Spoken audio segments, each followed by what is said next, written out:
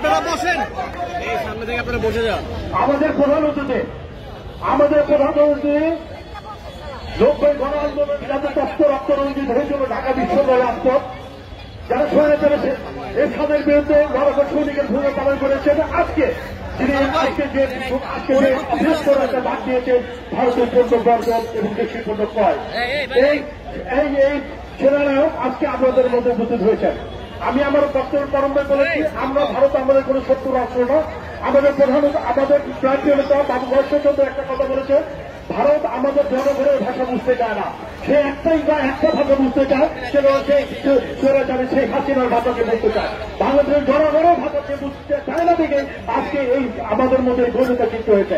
আমরা মনে করি আমরা বাঙালি জাতি, আমরা 71 যুদ্ধ করেছে, আমরা 52 আমরা ভাষা আন্দোলনে শহীদ হয়েছে, আমরা 90-তে স্বৈরাচারে শেখ হাসিনাকে পতন করেছি এবং 90 স্বৈরাচারে শেখ হাসিনাকে পতন করে ছাত্র জনতা আজকে এই বিজয় অর্জন করেছে।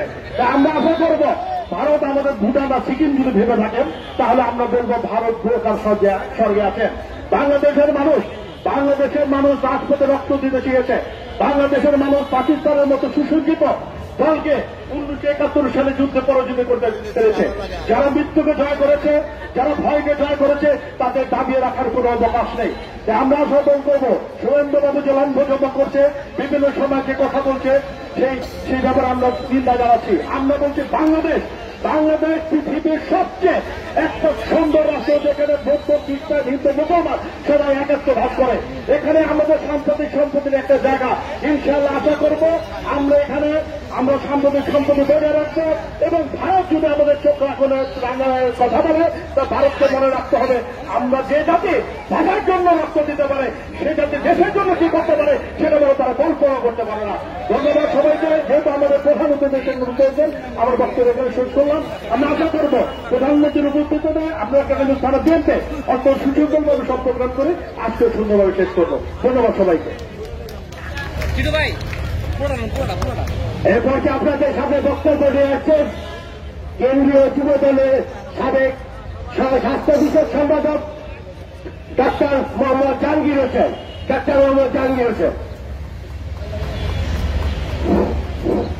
বিসমিল্লাহির রহমানির রহিম।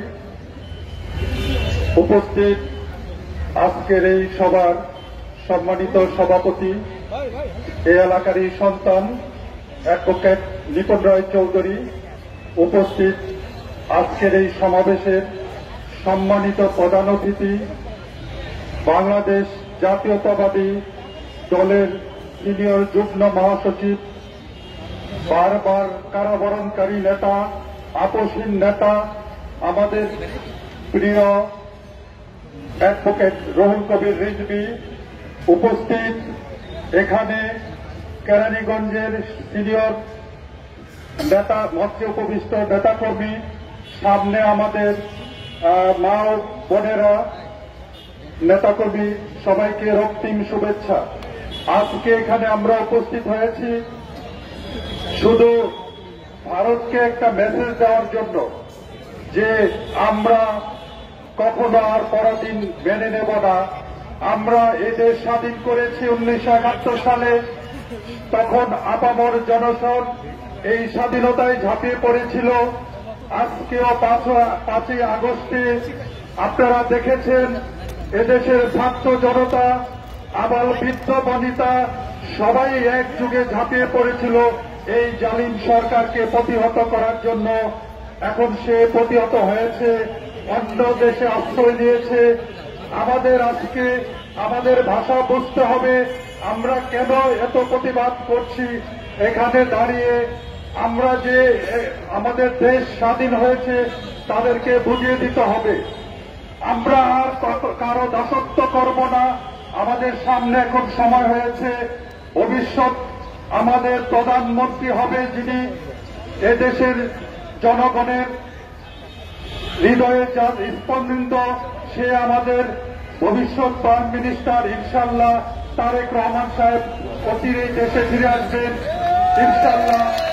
সামনে নির্বাচন হবে, এই সামনে নির্বাচনে সবাই একসাথে আমাদের যে ভবিষ্যৎ প্রাইম মিনিস্টার তাকে মনোনীত করে ইনশাআল্লাহ এদেশে রাষ্ট্র ক্ষমতায় বসাবো ইনশাআল্লাহ। আমি বক্তব্য দীর্ঘায়িত করব না। আজকে যেখানে আপনারা উপস্থিত হয়েছেন ভারতীয় পণ্য বয়কট, সেটা আমরা একযোগে বয়কট করব। তাদের আমরা ভাষা বুঝিয়ে দিব। আজকে সে নয়াদিল্লি, ক্যালকাটা তাদের ব্যবসা বাণিজ্য সব গুটিয়ে গেছে। এতদিন আমাদের উপর ডিপেন্ড করেছে, আমরা তাদের বুঝিয়ে দিব তারা আমাদের শত্রু না। আমাদের সাথে যদি আপনারা শত্রুতা করেন, আমরা ইনশাআল্লাহ তোমাদের সাথে শত্রু ভাবাপন্ন আচরণ করব। আমরা কারো দাসত্ব করব না।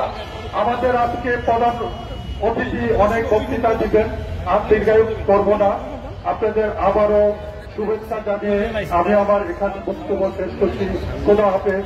বাংলাদেশ জাতীয়তাবাদী দল বিএনপি জিন্দাবাদ। বাংলাদেশ যুব দল জিন্দাবাদ। ধন্যবাদ জনাব জাহাঙ্গীর ভাইকে তার মূল্যবান বক্তব্য দেওয়ার জন্য। দেশীয় পণ্য কিনে জন্য ভারতীয় পণ্য বর্জন করুন আমাদের এই কর্মসূচি।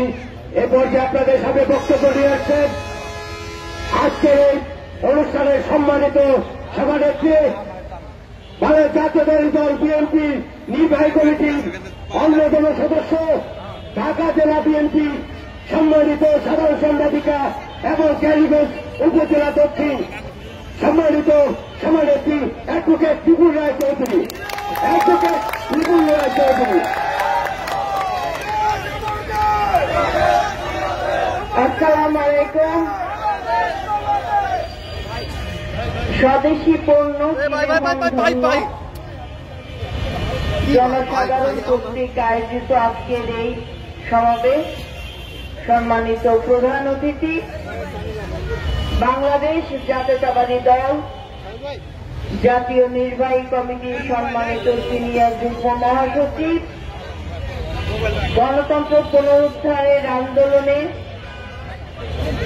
যিনি ঢাকা সহ পুরো বাংলাদেশের বিভিন্ন আনাচে কানাচে জাতীয়তাবাদী শক্তিকে একত্রিত করে নির্ভয়ে মাথা উঁচু করে যিনি নেতৃত্ব দিয়েছেন গণতন্ত্র পুনরুদ্ধারের, স্বৈরাচার ফ্যাসিস্ট সরকারের পতনের আন্দোলনে, এখনো যিনি এই গণমানুষের জনগণের অধিকার পূর্ণ প্রতিষ্ঠা করার জন্য সংগ্রাম করে যাচ্ছেন, লড়াই করে যাচ্ছেন, মৃত্যুঞ্জয়ী নেতা, বারবার কারা নির্যাতিত নেতা, আমাদের সকলের শ্রদ্ধেয় নেতা অ্যাডভোকেট রুহুল কবির রিজভী আহমেদ। মঞ্চে উপবিষ্ট সাবেক কেন্দ্রীয় যুব দলের সংগ্রামী স্বাস্থ্য বিষয়ক সম্পাদক, যিনি আন্দোলনের মাঠে আমাদের প্রধান অতিথির সাথে থেকে রাজপথে ছিলেন আন্দোলনের মাঠে, আমাদের শ্রদ্ধেয় বড় ভাই ডাক্তার মোহাম্মদ জাহাঙ্গীর হোসেন। মঞ্চে উপবিষ্ট কেরানীগঞ্জ উপজেলা দক্ষিণ থানা বিএনপির সংগ্রামী সাধারণ সম্পাদক, রাজপথের আর একজন পরীক্ষিত নেতা জনাব মুজাদ্দেদ আলী বাবু। মঞ্চে উপবিষ্ট থানা বিএনপি সম্মানিত নেতৃবৃন্দ, থানা অঙ্গ সহযোগী সংগঠনের নেতৃবৃন্দ, উপস্থিত বিভিন্ন ইউনিয়ন ওয়ার্ড পর্যায়ের নেতৃবৃন্দ এবং আমার সামনে উপস্থিত আমাদের মা ও বোনেরা এবং সাংবাদিক ভাইয়েরা, সবাইকে সংগ্রামী সালাম এবং শুভেচ্ছা জানাচ্ছি। দীর্ঘ 17 বছর যাবৎ বাংলাদেশের রাজনীতি, বাংলাদেশের রাষ্ট্র পরিচালনা করেছে একটি ফ্যাসিস্ট সরকার, একটি অবৈধ সরকার, এবং রাজনীতিকে কুলসিত করার জন্য ফ্যাসিস্ট শেখ হাসিনা রাষ্ট্রযন্ত্রকে যেমন ব্যবহার করেছে, সাংবিধানিক প্রতিষ্ঠানগুলোকে ব্যবহার করেছে, জনগণের বিরুদ্ধে, জনগণের ভোটের অধিকারের বিরুদ্ধে, গণতান্ত্রিক অধিকারের বিরুদ্ধে, ঠিক একইভাবে তার অবৈধ ক্ষমতাকে টিকিয়ে রাখার জন্য তার নতজান পররাষ্ট্রনীতি বাংলাদেশের স্বার্থকে বিকিয়ে দিয়ে শুধুমাত্র ভারতের স্বার্থকে পুঁজি করে তিনি ক্ষমতায় আসীন হয়ে থাকতে চেয়েছিলেন। ভারত সরকারকে আমরা বারবার করে বলেছি, বাংলাদেশের জনগণের সাথে আপনারা বন্ধুত্ব করুন, রাষ্ট্রের সাথে রাষ্ট্রের বন্ধুত্ব করুন, আমরা আপনাদের পাশে থাকব। কিন্তু যদি আপনি আপনার স্বার্থ সিদ্ধি করার জন্য শুধুমাত্র শেখ হাসিনাকে বেছে নেন, শেখ হাসিনার সাথে যদি বন্ধুত্ব করতে যান, স্বামী স্ত্রীর সম্পর্ক স্থাপন করতে যান, সেটা আপনার ব্যক্তিগত চয়েস হতে পারে, কিন্তু বাংলাদেশের 18 কোটি জনগণ ওই সম্পর্ক মেনে নেবেন না। বাংলাদেশের 18 কোটি জনগণ রক্ত দিয়ে দ্বিতীয়বার বাংলাদেশকে স্বাধীন করেছে, ভারতের দাসত্ব গ্রহণ করার জন্য নয়।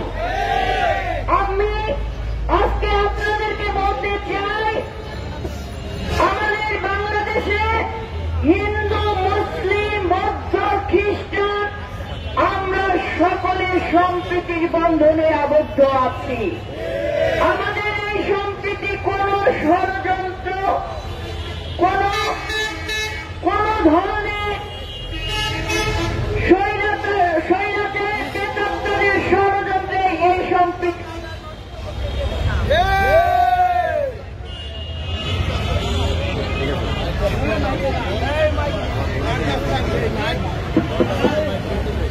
আমি আপনাদেরকে বলতে চাই, আজকে থেকে বাংলাদেশের প্রত্যেকটি পাড়ায় পাড়ায়, মহল্লায় মহল্লায় আপনারা দেশীয় পণ্য কেনার জন্য মানুষকে উদ্বুদ্ধ করবেন। আপনারা মনে রাখবেন, আমরা যদি আমাদের শক্তিতে, আমাদের শিল্পকে যদি আমরা নিজেরা গ্রহণ করি এবং সেটা যদি আমরা সকলে কিনে সেই পণ্য পরিধান করি, একদিকে যেমন আমাদের অর্থনৈতিক উন্নতি হবে, আমাদের দেশীয় পণ্যের মান বাড়বে, আমাদের কৃষক, শ্রমিক, জনতা সকলে লাভবান হবে, ব্যবসায়ীরা লাভবান হবে। আজকে ভারত কথায় কথায় বলে চিকিৎসার ভিসা দিবেন না, আমাদের দরকার নাই। আমাদের দেশে স্বাস্থ্য সেবাকে আমরা উন্নত করে আমরা বাংলাদেশের মাটিতে চিকিৎসা সেবা নেব ভাইয়েরা। আমরা বলে দিতে চাই, আপনাদের সাথে আমাদের সম্পর্ক হবে বন্ধুত্বের সম্পর্ক, কোন নতজান পররাষ্ট্রনীতি কিংবা সেই মনোভাবনার সম্পর্ক হবে না। 17 বছর যাবৎ শেখ হাসিনাকে আলিঙ্গন করে স্বামী স্ত্রীর বন্ধনে আবদ্ধ হয়ে বাংলাদেশের স্বার্থকে লুটে পুড়ে খেয়ে যদি আপনারা মনে করেন আবার চোখ রাঙিয়ে জনগণকে বিভ্রান্ত করবেন, এ জনগণ কিন্তু জবাব দিতে শিখেছে, জবাব দিয়ে যাবে ইনশাআল্লাহ। তাই ভাইয়েরা, আমাদের আজকে প্রধান অতিথি যিনি সর্বপ্রথম ভারতীয় পণ্য বয়কটের আহ্বান জানিয়েছেন, এই আহ্বানকে স্বাগত জানিয়ে কেরানীগঞ্জ উপজেলা দক্ষিণ থানা বিএনপির পক্ষ থেকে, সাধারণ জনগণের পক্ষ থেকে আমরা দেশি পণ্য কিনে আমাদের শিল্পকে সমৃদ্ধশালী করব ভাইরা। মাথায় রাখবেন, দেশ বাঁচলে আপনি বাঁচবেন, কিন্তু দেশকে নিয়ে যদি ষড়যন্ত্র হয়, সেই ষড়যন্ত্রকে আমাদের মোকাবেলা করতে হবে সবাইকে ঐক্যবদ্ধ থেকে। এখন শেখ হাসিনা ভারতে যে তিনি ভারতের আশ্রয় প্রশ্রয় নিয়ে আবার বাংলাদেশের চট করে ঢুকে পড়ার ষড়যন্ত্রে লিপ্ত আছে। কিন্তু ফ্যাসিবাদ খুব ভালোভাবেই জানে বাংলাদেশের মাটিতে আর কোন ফ্যাসিবাদের স্থান হবে না। আপনাদের সবাইকে আবারও দেশি পণ্য কেনার আহ্বান জানিয়ে এবং এই প্রচারণা প্রত্যেকটি ওয়ার্ডে ওয়ার্ডে করে তোলার জন্য, মানুষকে আকৃষ্ট করার জন্য আপনারা কাজ করবেন, এই প্রত্যাশা নিয়েই এখানে বিদায় নিচ্ছি। ভালো থাকবেন। বাংলাদেশ জিন্দাবাদ, বাংলাদেশ জাতীয়তাবাদী দল জিন্দাবাদ।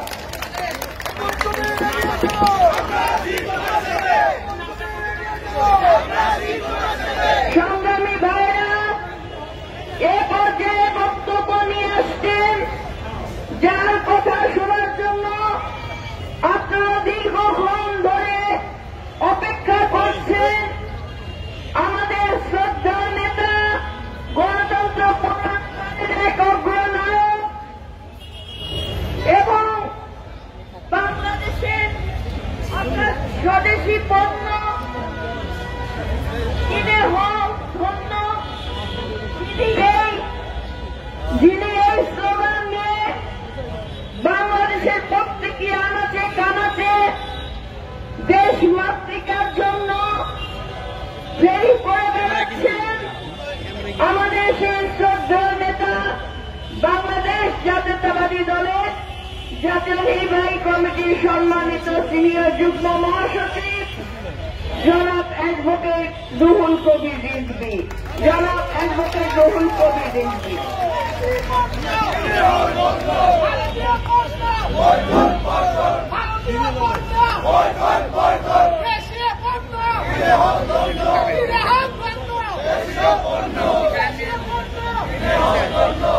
সংগ্রামী সভাপতি অ্যাডভোকেট নিপুণ রায় চৌধুরী, আমার সন্তান পুত্র, চাঁদিগঞ্জ দক্ষিণ উপজেলার সভাপতি, উপস্থিত চাঁদিগঞ্জ দক্ষিণ উপজেলার সাধারণ সম্পাদক বাবু, আমার সাথে এসছেন বিশিষ্ট চিকিৎসক, জাতীয়তাবাদী যুব দলের সহস্বাস্থ্য বিকাশ সম্পাদক জাহাঙ্গীর হোসেন, ডাক্তার জাহাঙ্গীর হোসেন সহ এখানে এই অঞ্চলে বিএনপির এই ইউনিটের সকল নেতৃবৃন্দ, মুরব্বী নেতৃবৃন্দ এবং অঙ্গ সংগঠনের যারা রয়েছেন সকলকে আন্তরিক ধন্যবাদ। আমি জানতাম যে দেশের যে কোনো সংকটকালে সন্দিগ্ধ নিপুণ যেভাবে এগিয়ে আসে এরকম এগিয়ে আসার সংখ্যা কম, অনেকেই আসে, কিন্তু এখন কঠিন ক্রান্তিকাল যেটাকে বলে, সেই ক্রান্তিকালে যারা সাহস ধরে তাদের দেশে আসে। আজকে বাংলাদেশ নিয়ে যে ধরনের হুমকি এবং একটি দেশের তাদের যে বাংলাদেশকে দাস বানানোর মনোবৃত্তি, আমি বিশ্বাস করতাম এগিয়ে আসাদের মধ্যে নিপুণ হবে অগ্রগণ্য এবং হয়েছেও তাই। দেশের ক্রান্তিকাল হাল ধরার মতো একজন নেত্রী হচ্ছে অ্যাডভোকেট নিপুণ রায়। আপনারা চিন্ময় কৃষ্ণ দাস ইসকনের সাবেক নেতা, ইসকন থেকে তাকে বহিষ্কার করেছে, তাকে গ্রেপ্তার করেছে, বিভিন্ন গোয়েন্দা সূত্রে তার কিছু রহস্যজনক কাজকর্ম পাওয়া গেছে, এমনকি ইসকন থেকেও তাকে বহিষ্কার করেছে। তাহলে এই ব্যক্তি সম্পর্কে একটি সরকার ওয়াকিবহাল হয়ে তাকে গ্রেপ্তার করেছে। আমার মনে হল যে ভারতের রাজধানী দিল্লিতে বিজেপি সরকারের ঘুম হারাম হয়ে গেল, ওরা আর ঘুমাতে পারছে। কিন্তু নিপুণ রায়ের মাথায় যখন ঘাতক ইট দিয়ে তাকে রক্তাক্ত করা হলো, সেটা কি জামাত ইসলাম করেছিল? ওটা কি ও তো বিএনপির নেত্রী, অন্য কোন দল করেছে? করেছে কারা? এইটা নিশ্চয়ই দিল্লির কর্তা ব্যক্তিরা জানেন। কই সেদিন একটা স্টেটমেন্ট, একটা বিবৃতি দিলেন না কেন? নিপুণ রায়চৌধুরী, সে সুপ্রিম কোর্টের অ্যাডভোকেট, বিএনপির এই অঞ্চলের সভাপতি এবং বিএনপির জাতীয় নির্বাহী কমিটির সভাপতি। নিপুণ রায়চৌধুরীর অপরাধ কি? অপরাধ একটাই, সে বিএনপি করে। এই কারণে তার ভাগ্যে বিবৃতি জোটে যায়। বাবু ভাস্কর চন্দ্র রায়, তার শ্বশুর, তাকে নির্বাচনের সময় প্রচন্ড প্রহার করে তার মাথা, শরীর রক্তাক্ত করা হচ্ছে। এই জায়গাতেই তাকে রক্তাক্ত করা হয়। সেই দিন দিল্লির পররাষ্ট্র দপ্তর কেন বলল না যে হিন্দু সম্প্রদায়ের মানুষ বাবু ভাস্কর চন্দ্র রায়, তাকে গ্রেফতার করা, তাকে আঘাত করা, এটা ঠিক হয়নি, মাইনরিটির উপর আক্রমণ করছে? এ কথা সেদিন কেন বলে? বাবু ভাস্কর চন্দ্র রায়ের অপরাধ, সে বিএনপির একজন জাতীয় নেতা, জাতীয় স্থায়ী কমিটি। দিল্লির এই দোচাখা নীতি, একটি কিশোর শ্রমিক বিশ্বজিৎ ঢাকা বিশ্ববিদ্যালয়, জওহরলাল বিশ্ববিদ্যালয় থেকে ছাত্রলীগের ঘাতকরা হরতালের দিন তাকে কুপিয়ে কুপিয়ে যখন হত্যা করছে, সে আত্মচিৎকার করে বলল আমি হিন্দু, আমি হিন্দু। কিন্তু তাকেও ওই বর্বর ছাত্রলীগ, ওই খুনি ছাত্রলীগ ন্যূনতম তারা মানবতাবোধ প্রকাশ করেনি, তাকে কুপিয়ে কুপিয়ে হত্যা করে। কোথায় সেই দিন দিল্লির পররাষ্ট্র সচিব, পররাষ্ট্রমন্ত্রী এবং কলকাতার শুভেন্দু বাবুরা বড় বড় কথা বলেন, কুৎসিত কথা বলেন, অসভ্যের মতো কথা বলেন শুভেন্দু বাবুরা। সেদিন একটাও স্টেটমেন্ট আসেনি কেন? সিলেটে বন্যার পানি হঠাৎ করে ছেড়ে দিলেন। সেই বন্যার পানিতে কি শুধু মুসলমানের বাড়িঘর ভেসে গেছে? অনেক হিন্দু পাড়া, অনেক হিন্দু গ্রাম পানিতে তলিয়ে গেছে। কই সেদিন আপনাদের একসাথে কয়েকটা গেট খুলে দিয়ে এই প্রলয়ঙ্করী বন্যা সৃষ্টি করলেন। সেই দিন কোথায় ছিল আপনাদের? বাংলাদেশে হিন্দু নিপীড়নের কথা, হিন্দু নির্যাতনের কথা, মানে আওয়ামী লীগ করলে ওটা সাতক্ষণ মাপ। আওয়ামী লীগ যদি বিএনপি কোন হিন্দু সম্প্রদায়ের নেতাকে আঘাত করে তাহলে সেটা সাতক্ষণ মাপ। কিন্তু আওয়ামী লীগের একজন নেতা, সে সভাপতি বা সেক্রেটারি, দুই পক্ষে মারামারি হচ্ছে, বিএনপির কারো ঢেল বা লাঠির আঘাতে সে আহত হয়েছে, ওটা তখন বলবো যে এটা সাম্প্রদায়িক, হিন্দু সম্প্রদায় কেন এটা মানে আহত। এটা একটা ন্যারেটিভ, এইটা একটা বয়ান তৈরি করে রেখেছে তারা। কারণ একটাই, শেখ হাসিনার এই পলায়ন তারা মেনে নিতে পারছে। আপনারা গণতান্ত্রিক রাষ্ট্র, এটা আমরা সবসময় বলি, কিন্তু আপনারা বাংলাদেশের জন্য এবং আশেপাশে দেশের জন্য আপনারা, আমি আগেও বলেছি, আপনাদের নিজেদের মধ্যে যতই দলাদলি থাক, গ্রুপিং থাক, যা কিছুই থাক, কিন্তু বাংলাদেশের প্রশ্ন আসলে রসুনের গোড়া এক। এই রসুনের গোড়া এক হয়ে তখন একই সুরে, যেমন বিজেপির কেন্দ্রীয় নেতারা, মন্ত্রীরা কথা বলেন, মমতা বন্দ্যোপাধ্যায়ের কথা বলেন। মমতা বন্দ্যোপাধ্যায়কে আমরা জানতাম ধর্মনিরপেক্ষ, সাম্প্রদায়িক, উদার নীতির মানুষ। তিনি তার স্বরূপটা উন্মোচিত করে দিলেন। বাংলাদেশে উনি আবার এক ধাপ লাভ দিয়ে গিয়ে বললেন বাংলাদেশে জাতিসংঘ বাহিনী পাঠাতে। কিন্তু এই ভদ্রমহিলা এত অর্বাচীন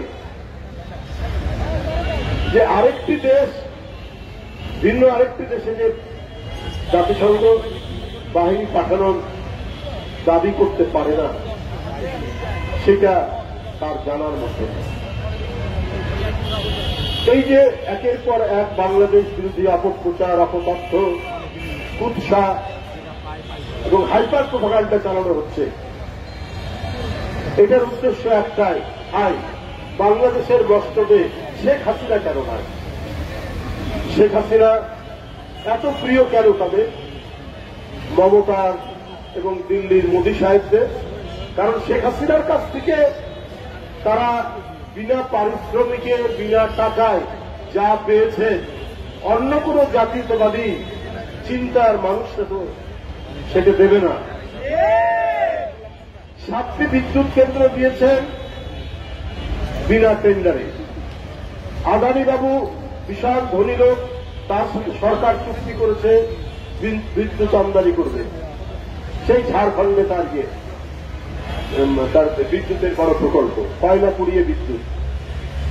এগুলি বাংলাদেশের প্রচলিত যে দাম প্রতিটি ইউনিটের, তার চাইতেও বেশি দামে আদানির কাছ থেকে বিদ্যুৎ কেনার চুক্তি এবং সেটা বাস্তবায়ন করেছে।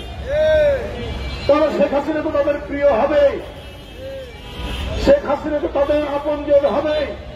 শেখ হাসিনা নিজের জনগণের প্রতিটি দ্রব্যমূল্যের দাম বাড়িয়ে চাল, ডাল, পেঁয়াজ, চিনি, রসুন, আনাজপাতি, তরিতরকারির সব দাম বাড়িয়ে শুধুমাত্র তার প্রভু ভারতকে খুশি করার জন্য একের পর এক তিনি তাদেরকে প্রজেক্ট দিয়েছেন, টেন্ডার ছাড়াই প্রজেক্ট দিয়েছেন এবং তাদের কাছ থেকে ব্যবসা করার জন্য, তাদের কাছ থেকে নেওয়ার জন্য বেশি দামে তাদের সাথে চুক্তি করেছেন।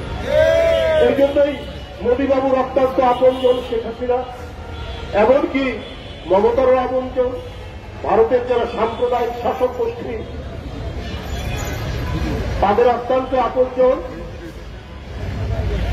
আপনারা দেখেছেন আমাদের তিস্তা নদী, আমরা যে পানির যে ন্যায্য হিস্সা পাব, এটা বাস্তবায়ন হতেই দিচ্ছে না মমতা ব্যানার্জি। তাহলে উনি কি চান? উনি শেখ হাসিনাকে চান। আর শেখ হাসিনা এই যে মমতা ব্যানার্জি চুক্তিটা বাস্তবায়ন হতে দিচ্ছে না, এর জন্য একটা শব্দ বলেন না। আজকে বিএনপি ক্ষমতায় থাকলে অথবা যে কোনো দেশপ্রেমিক রাজনৈতিক দল ক্ষমতায় থাকলে তারা জোরালো কণ্ঠে আওয়াজ এবং আন্তর্জাতিক ফোরামে নিয়ে যেত, জাতিসংঘে নিয়ে যেত যে আমাদের এই যে পাওনা আন্তর্জাতিক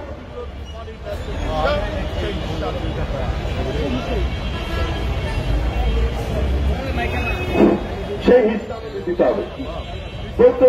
কিন্তু শেখ হাসিনা একটা শব্দ করে না।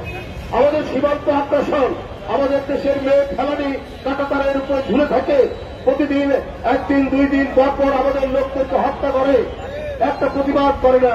এই কারণে শেখ হাসিনা মমতা ব্যানার্জির প্রিয় পাত্র, এই কারণে অমিত শাহর প্রিয় পাত্র, এই কারণে মোদী সাহেবের প্রিয় পাত্র। আমরা ভাই প্রতিবাদ করি, আমরা মনে করি এই দেশ 30 লক্ষ মানুষের রক্ত দিয়ে কেনা দেশ, এই দেশ 2 লক্ষ বাবুরের নির্যাতনের মধ্যে দিয়ে পাওয়াই দেশ। এই দেশ তার গোলামি করার জন্য, তার রক্তচক্ষুতে ভয় পাওয়ার জন্য এদেশের মানুষ আজ থেকে 52-53 বছর আগে যারা জীবন দিয়েছে, তারা কি পৃথিবীর কাছ থেকে স্বাধীনতা ছিনিয়ে নিয়ে দিল্লির কাছে আত্মসমর্পণ করার জন্য দিয়েছে? তা তো দেয়নি। আপনারা অনেক চেষ্টা করেও আমাদের বন্ধন আপনারা ভাঙতে পারবেন না। আপনার দেশে সংখ্যালঘুদের নিরাপত্তা নেই। কদিন আগে খ্রিস্টান সম্প্রদায় আসামে বলেছে আমরা ধারাবাহিকভাবে নির্যাতন, আর আমরা তো সারা ভারতেই বিভিন্ন জায়গায় দেখছি কি পরিস্থিতি। কিন্তু আমরা 1000 বছর ধরে এক নিবিড় সম্পর্কের ভিত্তিতে আমরা পরস্পরের সাথে আমাদের সম্পর্ক, আমাদের বন্ধন। দুর্গাপূজায় চারণীগঞ্জে নিপুণদের বাড়িতে আসলে আগেই আসবো শুনেই সে ফ্লাক্সে গরম পানি করে রাখে, যাদের চাচা নর্মাল পানির সাথে একটু গরম পানি মিশিয়ে খায়, র চা করে রাখে আগেই যাওয়া থাকছে। এই বন্ধন কি আপনারা ভাবতে পারবে? আমরা কিন্তু সন্তানের মতো দেখি, আমাদের যারা বয়স্ক তাদের বড় ভাইয়ের মতো দেখি, তাদেরকে বাবার মতো দেখি। আমাদের ঈদে ওরা আসে, আমাদের ঈদে মিলাদুন্নবীতে ওরা আসে, আমাদের শবে বরাতে ওরা আসে, আমাদের বন্ধু বান্ধবরা, আমাদের মা খালারা উদাত্ত উদাত্ত ভাবে তাদেরকে সবে বরাতের হালুয়া, চালের আটার রুটি আমার বন্ধুদেরকে, এটাই তো আমাদের বন্ধ। আমার দুর্গাপূজায় গেলে শুধু বাড়িতে না, শুধু নারকেলের নাড়ু, লুচি, এটা আমাদের একটা লোক থেকে যায় যে কবে দুর্গাপূজা আসতে বন্ধু বান্ধবদের বাচ্চাটা খাবো, যেটা এখন নিপুণদের বাড়ি থেকে দেখা। শুধু তাই নয়, যে বাসায় চাচিরা আছে, চাচি আছে, অন্যরা আছে, বেঁধেও দেয় আমাদের থেকে।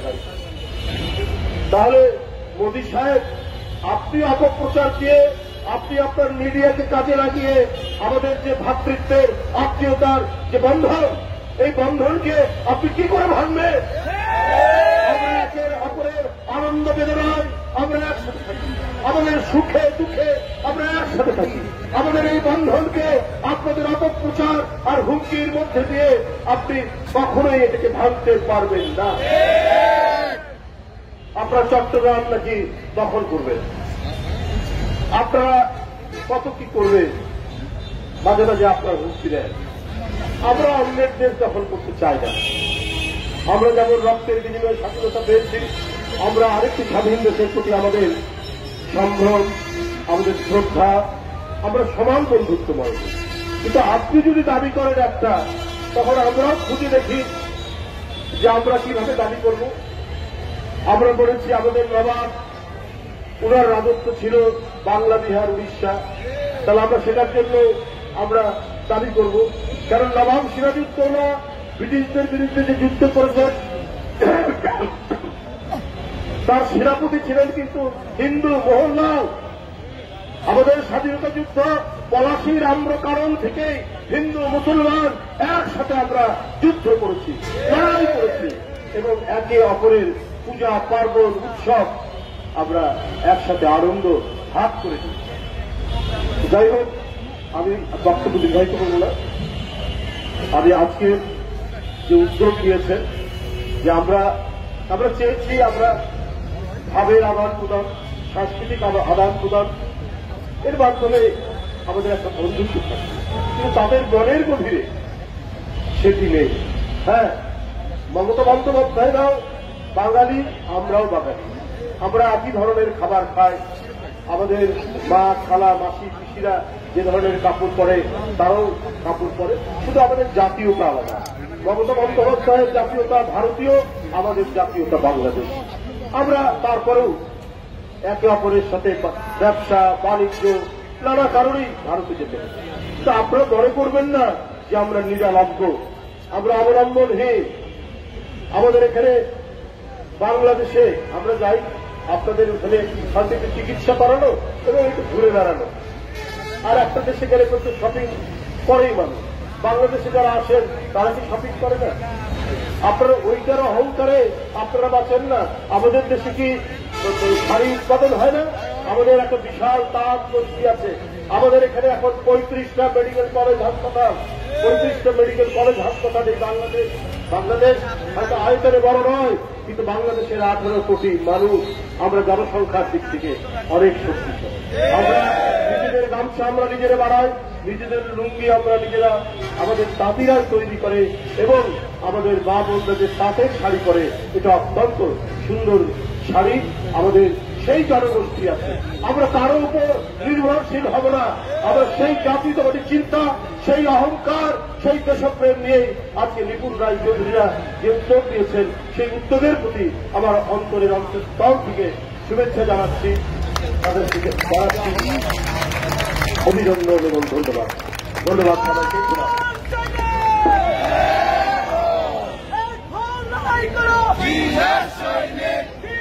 আমাদের যে সকল মা বোনেরা, কেউ কথা বলবেন না প্লিজ, একদম সারিবদ্ধভাবে প্রথম লাইন আসবেন, তারপর সেকেন্ড লাইন আসবেন, সারিবদ্ধভাবে আসবেন। আপনাদের এখানে একদম স্বল্প মূল্যে আপনারা শাড়ি ক্রয় করবেন, দেশীয় শাড়ি। যে টাকাতে পারেন সেটা ক্রয় করবেন, কারণ আমাদেরকে দেশীয় ক্রয় করতে হবে এবং আমাদের শিল্পকে বাঁচাতে হবে। এর জন্য আপনারা সেইভাবে আসেন।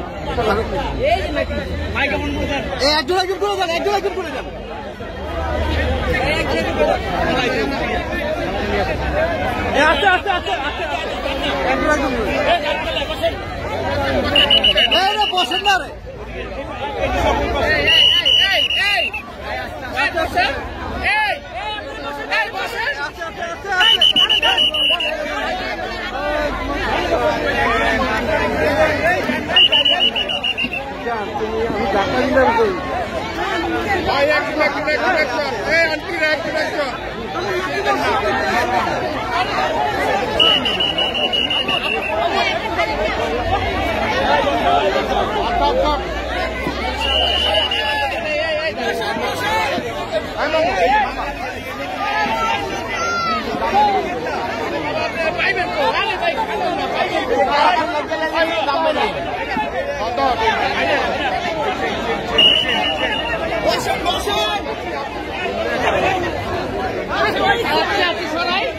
আরে ভাই আপনি আমার উল্টা দাঁড়ালেন ভাই এই যে হ্যালো আরে ভাই একা আপনি ভাই